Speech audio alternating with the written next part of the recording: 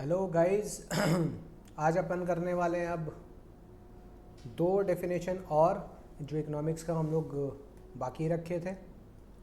These are the most important क्योंकि बहुत latest definitions हैं। तो इसमें सबसे जो थर्ड नंबर डेफिनेशन जो हमको सीखना है that is your scarcity definition. Write down scarcity definition. अब ये स्कैरसिटी डेफिनेशन किसने दिया? Lionel Robins. ठीक है, तो इनके हिसाब से क्या है जस्ट मेंशन कीजिए, लिखिए। Economics is the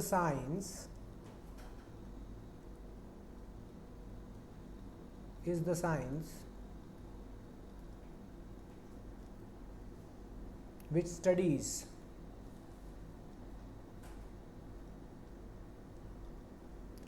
human behavior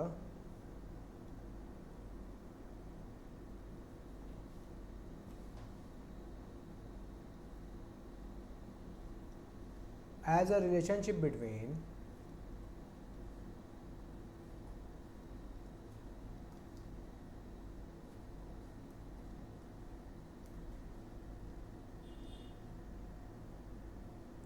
ends and scar means which have alternative uses.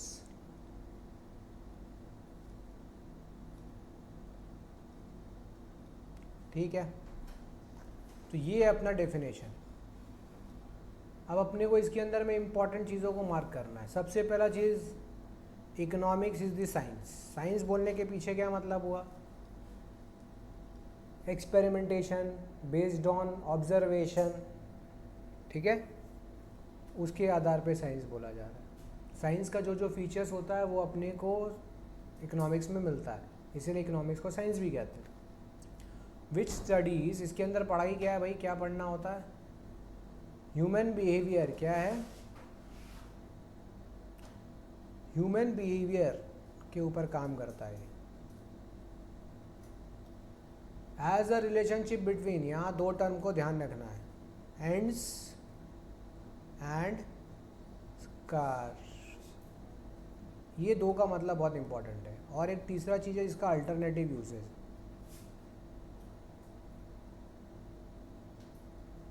ठीक है, तो इस डेफिनेशन को सबसे पहले याद रखना है। यहाँ इस फर्स्ट चैप्टर के अंदर आपको सिर्फ डेफिनेशन पे फोकस करना है और आपको सिर्फ और सिर्फ फीचर्स ध्यान रखना है कि उस डेफिनेशन में क्या इंपॉर्टेंट बात था, बस।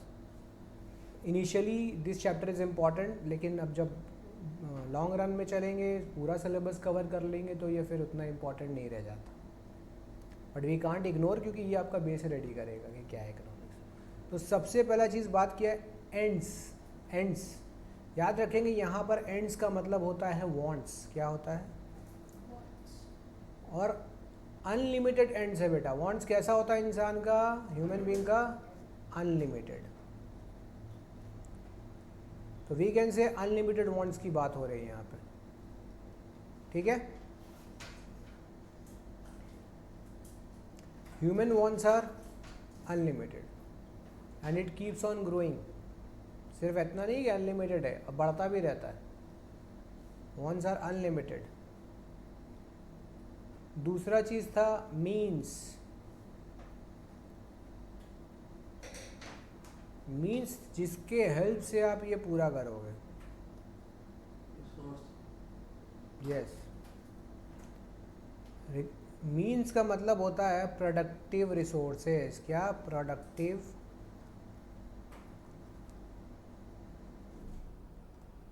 Productive resources. Productive resources means land, labour, capital.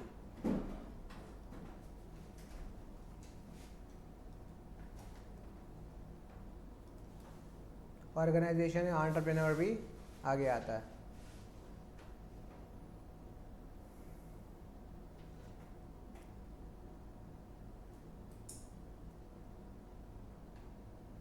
अब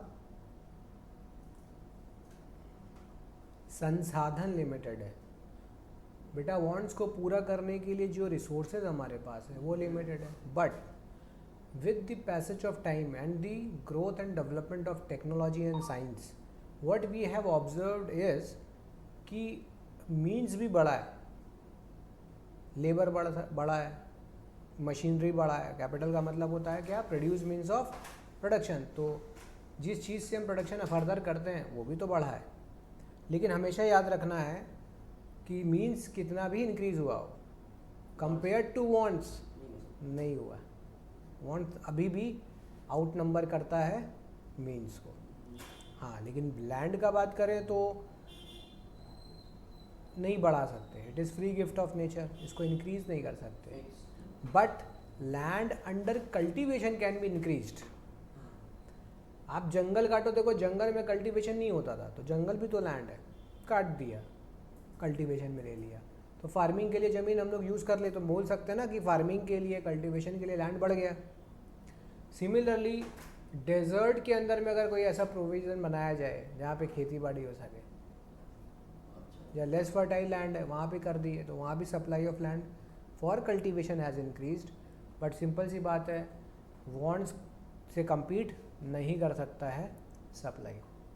एंड थर्ड इम्पॉर्टेंट चीज़ इज़ कि जो भी ये मीन्स है ना बेटा, इसका क्या है, एक और चीज़ अल्टरनेटिव यूज़ है। क्या है? जैसे अपने लैंड ही समझ रहे हैं, तो लैंड कल्टीवेशन का मैंने एग्जांपल दिया। लैंड पे तो घर भी बना सकते हैं, माइनिंग भी होता है, ठीक है। अब तीसरा इसमें मज़ेदार चीज़ आया जिसको कहते हैं चॉइस। क्या है? बहुत, इसको हम लोग प्रॉब्लम ऑफ चॉइस भी कह सकते हैं। For your understanding we are saying choice, but again there is a problem of choice in economy. What is this problem? First thing to be considered is why this problem of choice arises, because wants are unlimited and the resources are limited, है ना। इसको simple example से आप ऐसे भी समझ सकते हैं। इंडिविजुअल लेवल पे आपके पास 100 रुपीज़ है, और लेकिन आपको बाज़ार में उस 100 रुपये में बहुत कुछ मिलता है और आपका मन भी है बहुत कुछ खाने का। नाउ पॉइंट अराइजेज, क्या वो 100 रुपये में आप सारे अपने विशेस को पूरा कर सकते हैं? क्या अपने वांट्स को सेटिस्फाई कर सकते हैं? क्या नहीं ना। क्यों ऐसा हुआ? क्योंकि रिसोर्स आपका क्या है? लिमिटेड। समझ रहे हो? तो therefore problem of choice arises. और अब आपको सिलेक्ट करना है बेटा कि कौन सा चीज़ में मैं अपना 100 रुपीज़ स्पेंड करूँगा या करूँगी, ठीक है। तो scarcity of resources give rise to problem of choice. Again alternative uses का भी कॉन्सेप्ट है। अब ज़मीन को बहुत तरीके से यूज़ किया जा सकता है, तो तुम कौन से तरीके से यूज़ करोगे? अगेन दिस इज दी, तो why problem of choice arises, तो उसका मेन कारण होता है क्या? Scarcity of resources.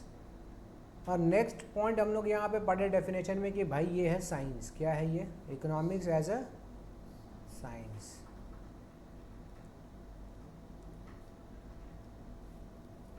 साइंस क्या है बता सकते हो?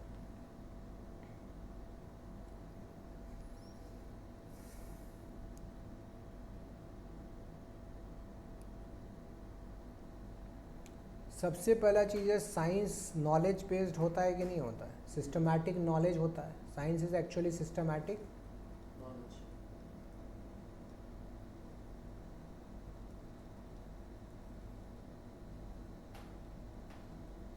It is systematic knowledge. Along with systematic knowledge, science क्यों बना? क्योंकि इकोनॉमिक्स में हम लॉज बनाते हैं, एंड लॉज डू वर्क। जैसे आप लोग पढ़े होंगे laws of demand, law of demand, law of diminishing marginal utility, law of variable proportions, ये भी आगे हम लोग पढ़ेंगे। तो इसके अंदर भी साइंस की तरह अपने नियम, लॉज बनाते हैं। Is it clear? तो इस डेफिनेशन का कुछ फ़ायदा है? कुछ क्रिटिसिज्म भी है। तो क्या अपने डिस्कस करें या होमवर्क लोगे?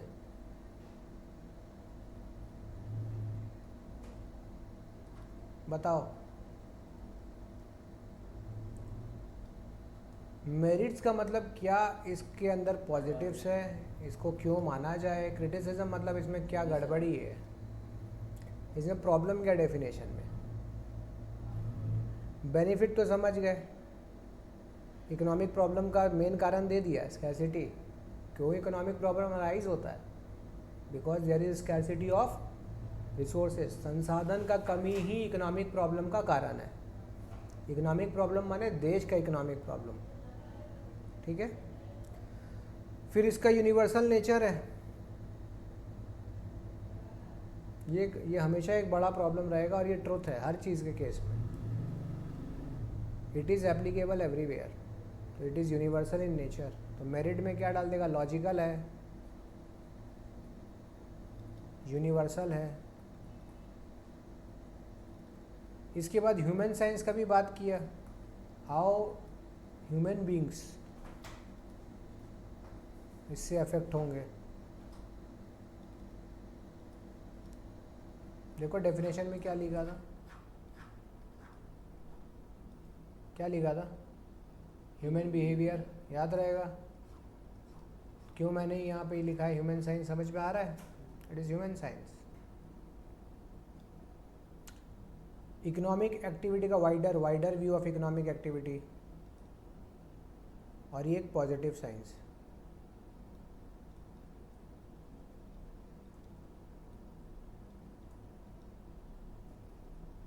ठीक।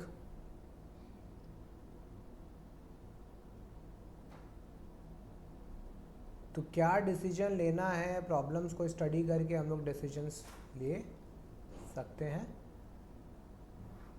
इस डेफिनेशन से, ठीक है। क्रिटिसिज्म में क्या लेंगे? Again narrow view. अब नैरो किस सेंस में हो गया?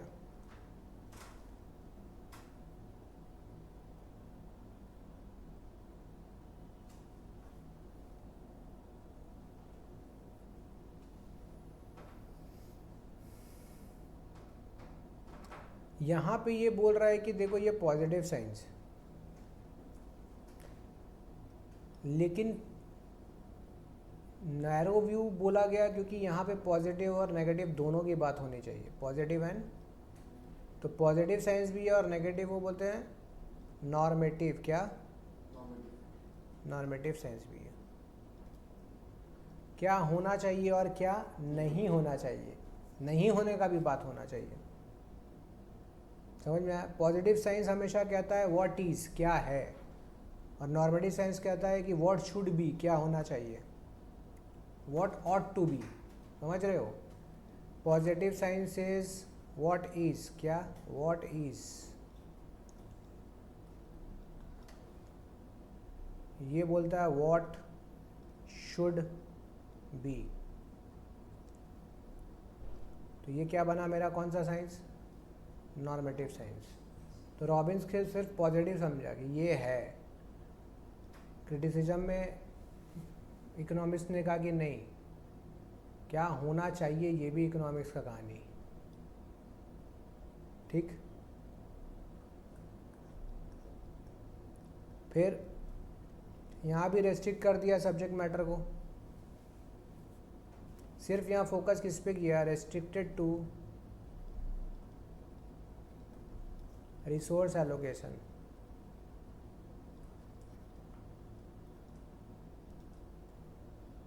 कहाँ अटका दिए खाली इसको, बात को अपन, सिर्फ रिसोर्स एलोकेशन तक आके रुक गया। बहुत सारे इकोनॉमिक प्रॉब्लम है जिसके बारे में इस पर कोई बात नहीं हुई, ठीक है। जैसे unemployment, instability, income determination, economic growth and development, इसके ऊपर क्या रॉबिन्स ने कुछ बात किया?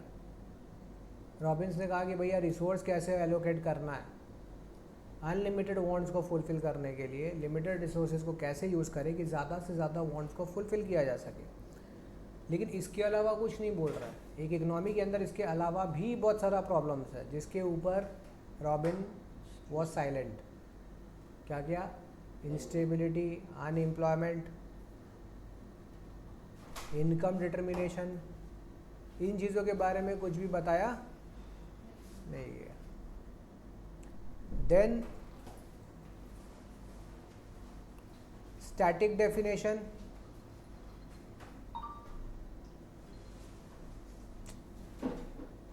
हेलो, हाँ हेलो, हाँ हाँ अभी 5-10 मिनट हुआ निकले वो।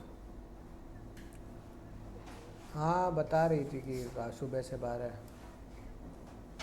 हाँ नहीं, हम लोग को थोड़ा थोड़ा बहुत खिला दिए थे।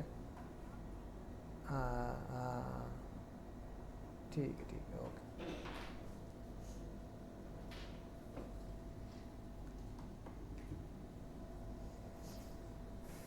स्टैटिक डेफिनेशन का मतलब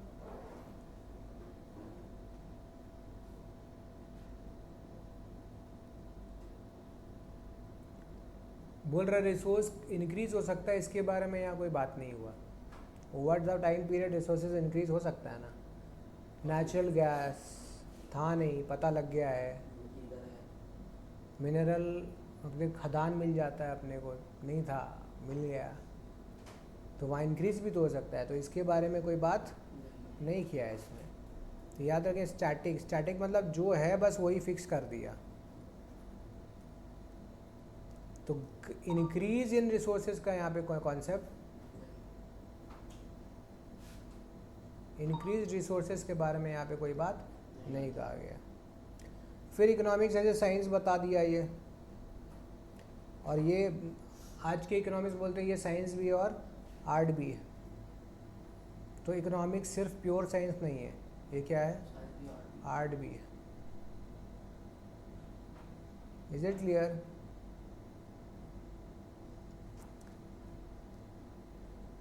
और बोला कि लास्ट चीज़ एक चीज़ है कि बोला इकोनॉमिक प्रॉब्लम हमेशा किसके कारण आता है? स्कैरसिटी के कारण आता है, लेकिन इसके अलावा भी कारण है जिसके थ्रू स्कैरसिटी आ सकता है।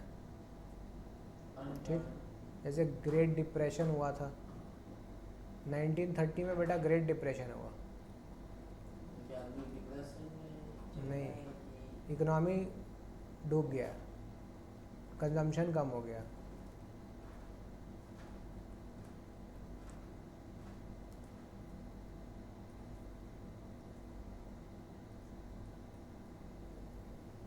ठीक, कभी कभी बहुत ज़्यादा प्रोडक्शन होने के बाद भी इकोनॉमिक प्रॉब्लम आ सकता है। जैसे मान लो किसान का प्रोडक्शन हुआ, बम्पर प्रोडक्शन हो गया बहुत ज़्यादा, तो उसके फसल का दाम, ये भी एक प्रॉब्लम है।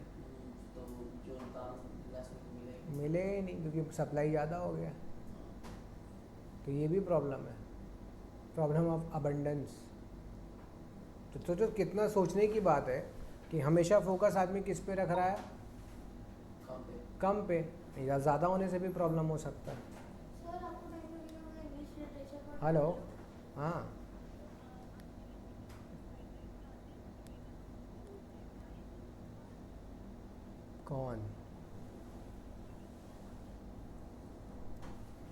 कौन खाया है?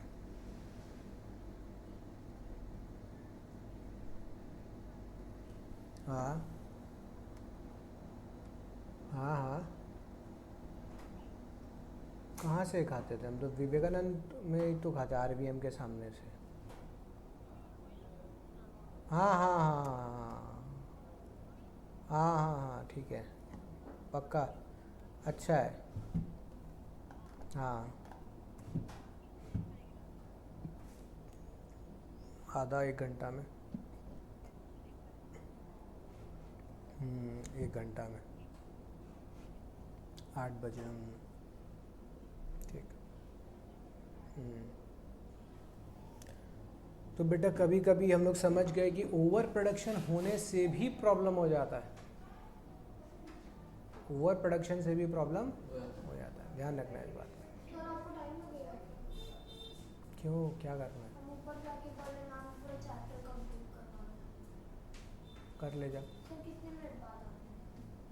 लगेगा टाइम आप 20 मिनट।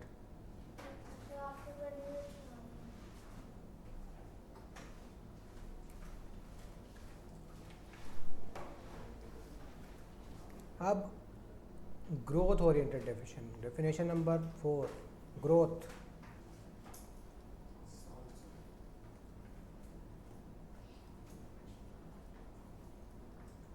स्कूल में तो वही पढ़ा रहा जो आप पढ़ा चुके हैं, सेम तो वही पढ़ाएगा। आगे लिखे हैं।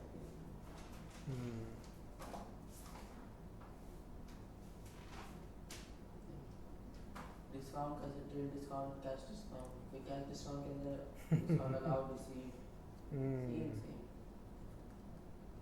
वैसे ही फ्लो चार्ट बना के।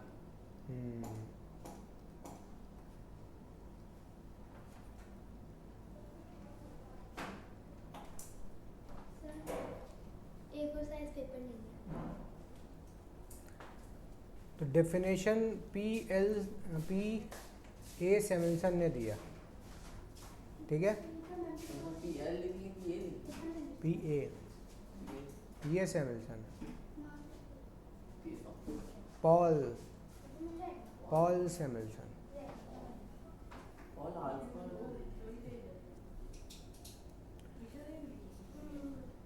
पहला अमेरिकन था जिनको इकोनॉमिक्स में मिला था नोबेल प्राइज 1970 में, first American to receive Nobel prize in economics 19, ये ध्यान रहेगा।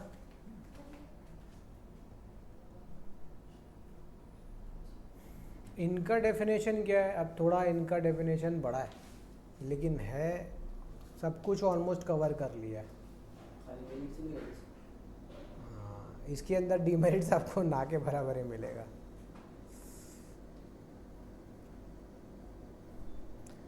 चेंजेस बिल्कुल होता रहता है, लेकिन ये काफ़ी कुछ स्कोप इसका काफ़ी वाइड ब्रॉड है। तो आप देखते हैं कि इन्होंने कैसे डिफाइन किया है। अकॉर्डिंग टू हिम, लिखिए according to him,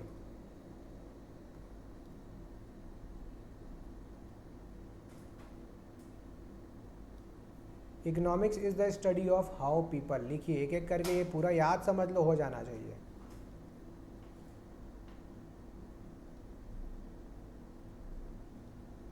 economics is the study of how people and society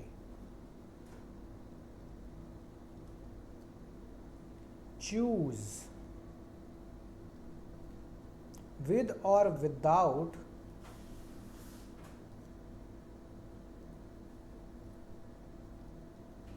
the use of money,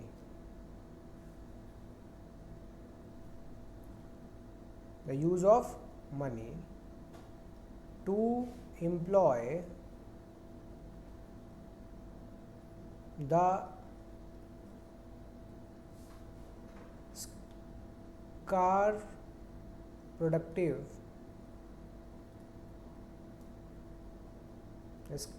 productive resources which have alternative uses,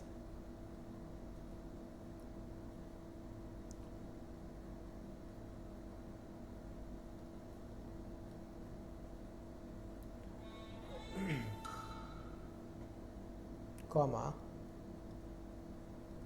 to produce various commodities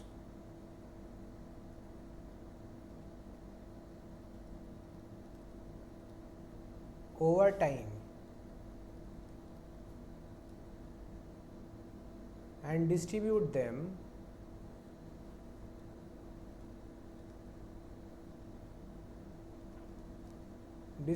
them for consumption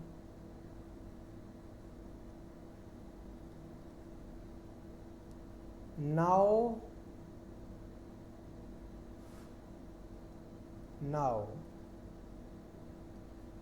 or in the future.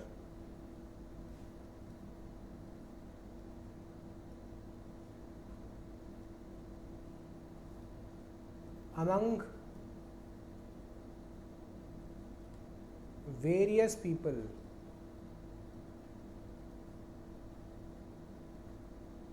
and groups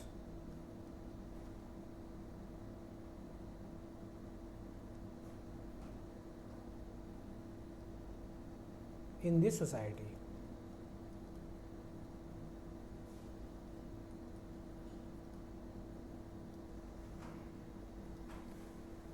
अब definition का size देख के बहुत लोग डर जाता, इतना बड़ा डेफिनेशन।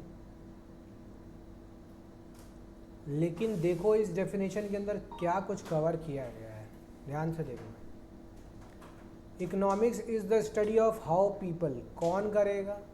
लोग। लोग से मिलकर क्या बना? सोसाइटी। क्या करेंगे? चूज करेंगे विद और without the use of money. बड़ा काम का चीज़ है, विद और विदाउट द यूज ऑफ। यहाँ मनी को के साथ भी, मनी के को लेके या मनी के बगैर। टू एम्प्लॉय, क्या करेंगे? एम्प्लॉय करना, यूज करना। स्कार्स प्रोडक्टिव रिसोर्सेज, देखो प्रोडक्टिव वर्ड मेंशन किया गया है रिसोर्सेज के आगे। रिसोर्सेज बहुत सारा है, लेकिन प्रोडक्टिव वो है जो वांट सेटिस्फाई करने में काम आए। फिर मेंशन कर दिया है कि इन रिसोर्सेज का अल्टरनेटिव यूजेस भी है। तो क्या चीज़ में यूज़ करेंगे भाई? ये रिसोर्सेज को क्या चीज़ में यूज़ करेंगे वो भी मेंशन किया। To produce various commodities, different commodities over time. Over time मतलब at a point of time, लंबे समय के लिए, आगे साल दर साल। और उसको डिस्ट्रीब्यूट करना है कंजम्पशन के लिए। फिर एक इम्पॉर्टेंट चीज़ है, कंजम्पशन के साथ क्या मेंशन किया? नाउ और इन द फ्यूचर। कंजम्पशन ज़रूरी नहीं है कि आज बना तो आज ही कंज्यूम होगा, आज भी हो सकता है, फ्यूचर डेट पे भी हो सकता है। अमंग वेरियस पीपल, कैसे डिस्ट्रीब्यूट करेंगे उस कॉमोडिटी को या उन कॉमोडिटीज़ को कंजम्पशन के लिए आज या फ्यूचर में, किसके बीच में डिस्ट्रीब्यूट करना है? Various peoples and groups in the society. तो पीपल और सोसाइटी से शुरू है और पीपल और ग्रुप इन द सोसाइटी पे खत्म है। ध्यान रहेगा। तो यहाँ इकोनॉमिक प्रॉब्लम पे फोकस किया गया, लॉन्ग टर्म पर्सपेक्टिव रखा गया कि आज नहीं तो इन फ्यूचर भी। डायनामिक अप्रोच है, इकोनॉमिक ग्रोथ के ऊपर भी फोकस किया जा रहा है। देन यूनिवर्सल प्रॉब्लम, वो भी मेंशन किया, स्कैर्सिटी का प्रॉब्लम आ गया। कंप्रीहेंसिव, सब कुछ कवर कर ले रहा है। ग्रोथ ओरिएंटेड है ना, ग्रोथ ओरिएंटेड बोले तो फ्यूचर ओरिएंटेड, फ्यूचर ओरिएंटेड है। और इसका पर्सपेक्टिव भी ब्रॉड है, दायरा इसका काफ़ी बड़ा है। यहाँ कंजम्पशन का भी बात हुआ, प्रोडक्शन का भी बात हुआ, एक्सचेंज का भी बात हुआ, डिस्ट्रीब्यूशन का भी बात हुआ, डिस्ट्रीब्यूशन का भी बात हुआ। समझ में आ रहा है? तो आप इसका जो मेन पॉइंट्स है उस पर आप फोकस करेंगे। इन द फ्यूचर क्या है, इसमें अल्टीमेटली क्या आएगा कि सर ये जो डेफिनेशन है वो ग्रोथ ओरिएंटेड है प्लस फ्यूचर ओरिएंटेड है, कह सकते हैं ना हम लोग।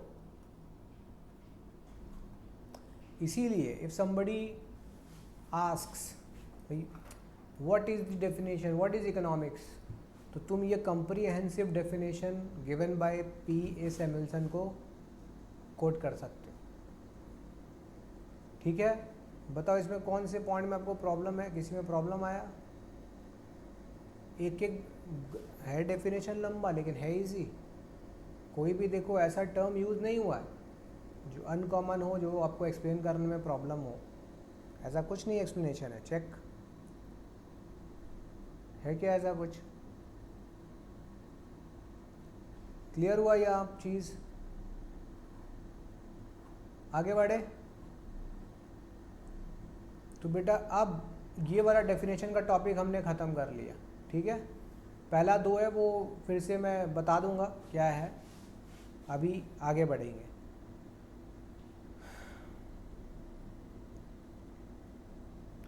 लिखेंगे ब्रांचेस ऑफ इकोनॉमिक्स, लिखिए ब्रांचेस ऑफ इकोनॉमिक्स टॉपिक।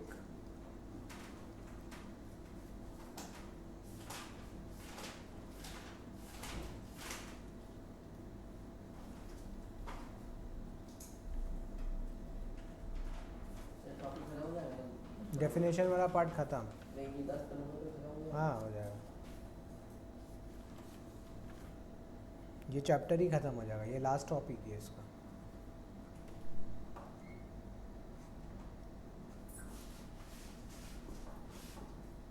तो बेटा ब्रांचेस ऑफ इकोनॉमिक्स में अपने पास क्या क्या है? माइक्रो इकोनॉमिक्स और मैक्रो इकोनॉमिक्स।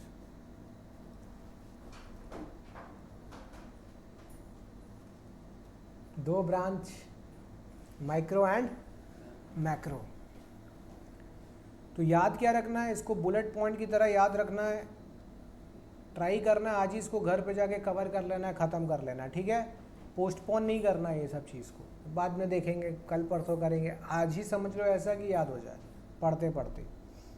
तो लिख ले सब्जेक्ट, इसका ये लिखो या सीधा लिखो studies the economic behaviour of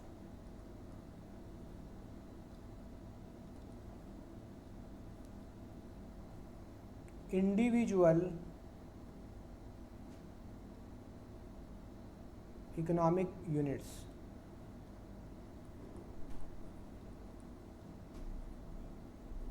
ये मैक्रो मार्केट का माइक्रो नहीं, मैक्रो ग्रुप ऑफ पीपल या सोसाइटी। यहाँ किस पे डील करेगा ये? Economic behaviour of individual economic units and individual economic behaviour and individual economic variables कर लो, एंड इंडिविजुअल इकोनॉमिक वेरिएबल्स। तो जब एक सिंगल यूनिट का बात हो तो क्या होगा?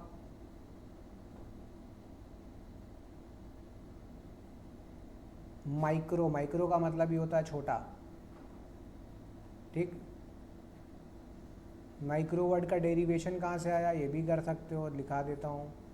माइक्रो बेटा एक ग्रीक वर्ड से आया है, उस ग्रीक वर्ड का नाम है, उसको बोलते हैं मिक्रोस। क्या है? MIK। और मिक्रोस वर्ड का मीनिंग होता है स्मॉल। जब छोटे यूनिट का बात हो, एक इंडिविजुअल का बात हो, उसके इकोनॉमिक बिहेवियर को हम स्टडी करते हैं तो वो क्या बन जाता है? माइक्रो। क्लियर है? तो इंडिविजुअल वेरिएबल का मतलब हाउस होल्ड हो गया, फर्म हो गया, इंडस्ट्री, सिंगल इंडस्ट्री है तो क्या हो जाएगा? वो माइक्रो का स्टडी है। तो इसके अंदर क्या क्या आता है? तो इसके अंदर याद रखेंगे प्रोडक्ट प्राइसिंग, किसी भी चीज़ का प्रोडक्ट का प्राइस कैसे सेट होता है वो इसका स्टडी है। Factor pricing, land labour capital का क्या प्राइस होने वाला है वो भी इसका स्टडी है। इकोनॉमिक वेलफेयर का भी बात करें तो इसका स्टडी हो जाता है। क्लियर है? मैक्रो वर्ड डिवाइड होता है, डिराइव हो रहा है, सेम ग्रीक वर्ड से है, ग्रीक से ही है, और यहाँ नाम क्या है? मैक्रोस। इसका मतलब होता है लार्ज। क्या होता है?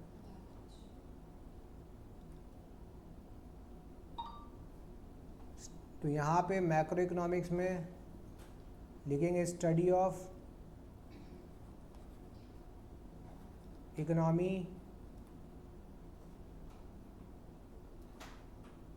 As a whole. ठीक है? जब पूरे इकोनॉमी का स्टडी किया जाए तो उसे हम मैक्रो इकोनॉमिक्स के अंदर लाएंगे।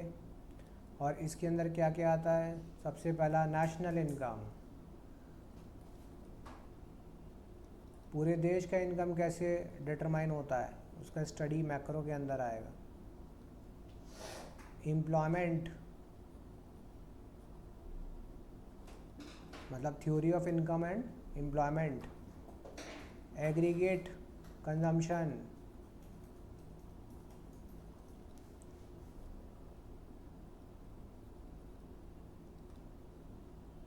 Aggregate consumption. इकोनॉमिक ग्रोथ,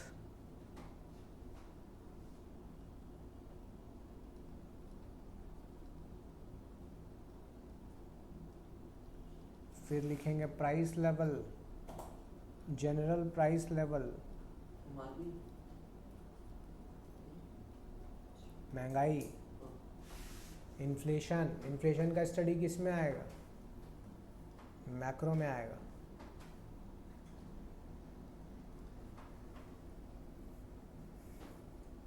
ठीक है, it deals with the functioning of the economy as a whole. ठीक है, macroeconomics deals with the functioning of economy as a whole. तो देश में महंगाई को देखना, समझना, बढ़ना, घटना, कैसे कंट्रोल किया जाए, ये सीखना है। ठीक है ना। आपका होमवर्क क्या रहने वाला है, इसमें आप एक होमवर्क छोटा सा मेंशन करो। आप चाहो तो गूगल भी कर सकते हो, कोई प्रॉब्लम नहीं है। तो होमवर्क रखिए इसमें, डिफरेंस बिटवीन